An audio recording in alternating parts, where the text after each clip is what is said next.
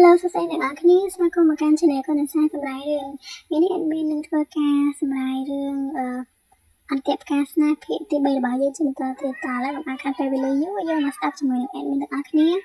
យល់ណាអញមិនមែននេះទេនេះគឺជាគំរូមួយគាត់របស់ក្រុមហ៊ុន Landscaping ណាតើអញយ៉ាងម៉េចដែរលីយ៉ុនបានកលេចមើលរួចក៏និយាយថាអូអ្នកគ្រប់គ្រងតើការចាប់អារម្មណ៍របស់មន្ត្រីចុងក្រោយបំផុតរបស់អ្នកហ្នឹងមិនទាន់គ្រប់គ្រាន់ដើម្បីខ្លាចជាចាស់របស់អ្នកទេអ្នកស្រីគេក៏និយាយថាមិនមែនខ្ញុំទេគឺជាឯងស្អីគេរួចអ្នកស្រីយើងក៏បាននិយាយបន្តទៀតថាអ្នកស្នើមរតកតែមួយគត់មកប្រទេសកូរ៉េដើម្បីធ្វើការរៀបការបើនោះមិនមែនជាឱកាសអញ្ចឹងថានោះគឺជាអ្វីវិញតើជាឱកាសអ្វីទៅអ្នកស្រីគេក៏បាននិយាយថាតើនៅមានអ្វីទៀតដូចឯងបានដឹងហើយថាខ្ញុំនឹងធ្វើតាមវិធីនេះពួកយ៉ាងនឹងមិនមានពេលយូរទេ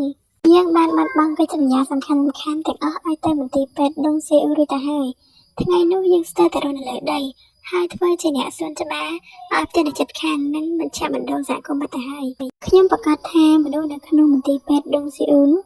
មានជំនាញអាជីវកម្មធនធ្ងន់មួយចំនួនពីយន្តបានធ្វើការនៅឃើញតដានាយកដ្ឋានជីវវិទ្យាកសិកម្មនៃសាកលវិទ្យាល័យមន្ទីរពេទ្យដងសេអ៊ូហើយមន្ទីរពេទ្យនឹងបានធ្វើការបង្កើតច្រកចូលទៅកាន់ Hanabi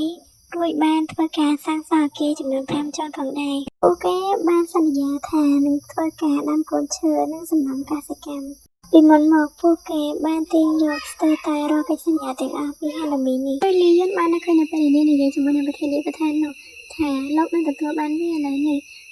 កាញ់ហ្នឹងអត់មានអ្នកដឹងថាលោកនាយកដ្ឋាននឹងទទួលបានអីទេបន្ទាប់មកគេកាត់ឲ្យយើងឃើញអំពីបច្ចុប្បន្នវិញម្ដងអ្នកស្រីគេបាននិយាយថាយើងនឹងយកមកវិញនៅអ្វីដែលពួកគេបានលើកពីយើងក៏បាននិយាយតើដល់របៀបណាទៅបន្ទាប់មកអ្នកស្រីគេក៏បាននិយាយថានោះហើយគឺជាអ្វីដែលខ្ញុំចង់និយាយហើយក៏បាននិយាយបន្តទៀតថាខ្ញុំថាតែបាននៅជួបមុខទៀតផង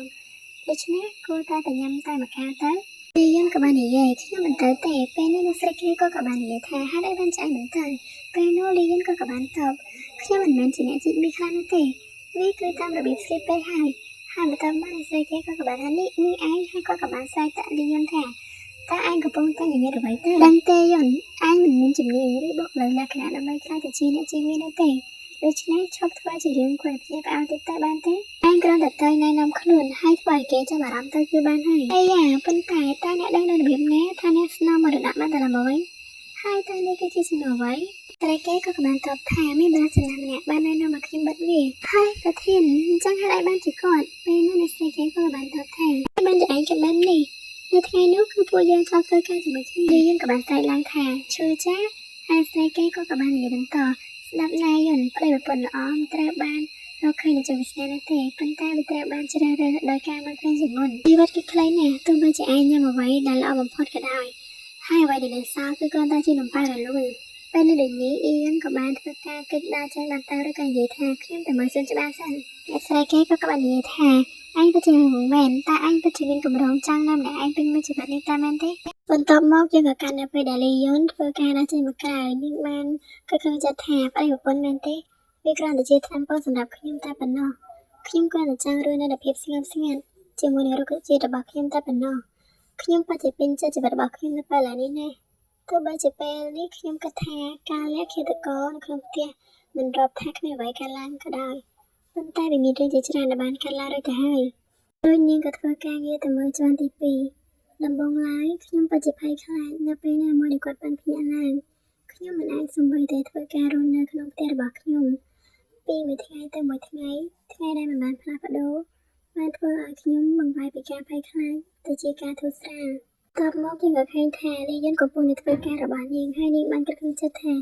វាយឺតពេលហើយខ្ញុំគួរតែងូតទឹកហើយឡើងទៅជាន់លើឥឡូវនេះការឡើងទៅត្រួតពិនិត្យជាន់ទី2វាបានខ្លាយទៅជាទម្លាប់របស់ខ្ញុំមុនពេលចូលគេងបាត់ទៅហើយតពីងូតទឹករួចលីយ៉ុនបានធ្វើការឡើងទៅបន្ទប់ជាន់ទី2ហើយនាងបានបាក់ទ្វារចូលទៅពេលហ្នឹងនាងបានបាក់គ្រីធំដោយសារតែបានបាត់ឈីវូចេញពីបន្ទប់ហ្នឹងហើយពេលនោះនាងពិតជាមានការភ័យស្លន់ស្លោជាខ្លាំងរួចនាងបានស្វែងរកគាត់ហើយនាងបាននិយាយថាតើគាត់ទៅណាទៅ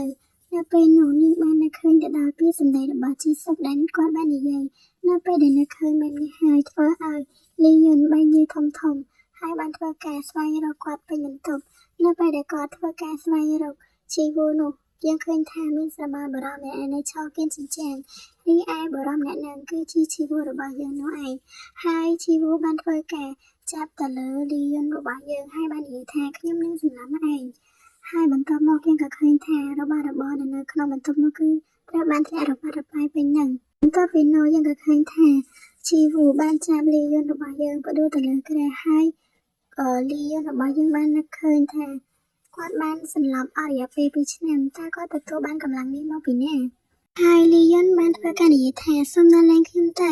ប៉ុន្តែនៅពេលនោះជីវូមិនព្រមដល់លែងនាងនោះឡើយហើយនៅពេលឃើញដូចនេះលីយ៉ុនបានធ្វើការគិតថាខ្ញុំគួរតែរក្សាភាពស្ងៀមស្ងាត់រួចបន្តនិយាយទៀតថា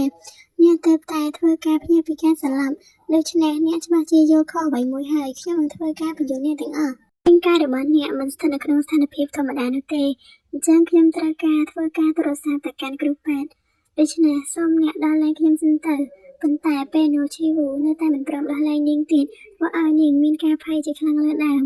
គុំបង្កើតសម្លេងហើយឆ្លើយនឹងសំណួររបស់ខ្ញុំតើអ្នកបានចាក់សោខ្ញុំមែនទេហាចាក់សោអ្នកមែនទេអត់ទេមិនពិតនោះទេខ្ញុំស្បន់វាមិនមែនមានន័យបែបហ្នឹងនោះឡើយពេលនោះអ្នកបានធ្លាក់ខ្លួនឈឺអស់រយៈពេលយូរមកហើយអ្នកបានធ្វើការសន្លប់អស់រយៈពេល2ឆ្នាំពេលនេះអ្នកទើបតែភ្ញាក់ពីការសន្លប់តែប៉ុណ្ណោះដូច្នេះសូមស្ងៀមអារម្មណ៍សិនណាពេលនោះជីវូមិនបាននិយាយអ្វីទាំងអស់ឬក៏បានធ្វើការទាញដៃទៅស្រីរបស់យើងបានមកឬក៏បានច្រាននាងទៅកាន់ពុក